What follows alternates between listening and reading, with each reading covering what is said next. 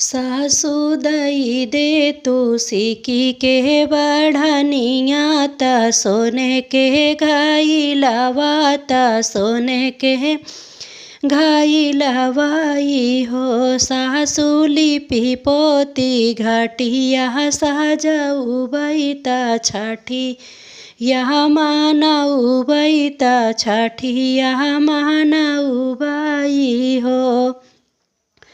कहाँ पैबू सिकी के बढ़निया ता सोने के घाई लवाता सोने के घाई लवाई हो। बहुअरी कहाँवा पे लिपि पोती सजाऊ बूता छठिया मानऊ बूता छठिया मानाई बिऊ हो। डोमिन घरे पाऊ बही बढ़निया सोनारा घर घाड़ी लवा सोनारा घर घाड़ी लवाई हो। सासु गंगा घाटे लिपि पोती सजाऊ बै सूरज मल मानाऊ बै सूरज देव मानाऊ बाई हो। बहुआ के नालई हई तो हरी पियरिया तहारी हारी उखिया तहारी हारी उखियाई हो।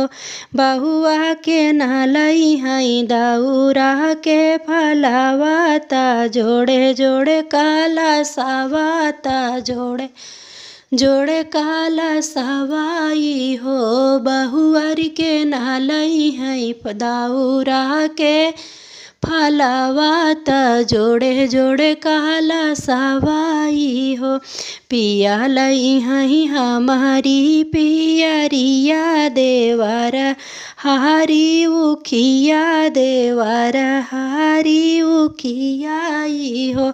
सासु जेठा लई हई दौरा के फलावा ससुर जी काला सवा ससुर जी काला सवाई हो।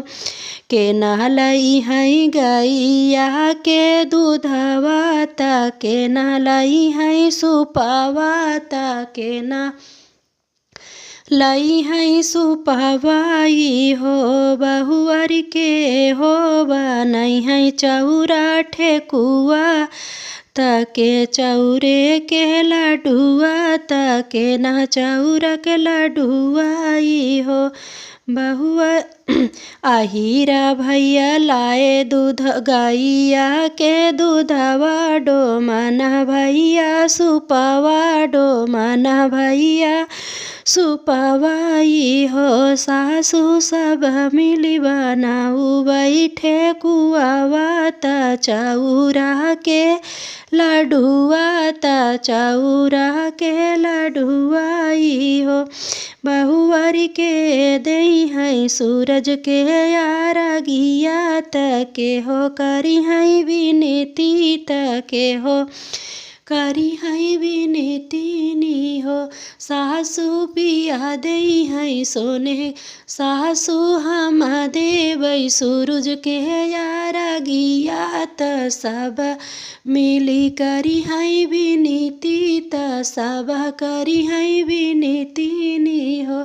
सासु हम देवई सूरज के आरगिया त सब करी हई विनती त सब करी हई विनती।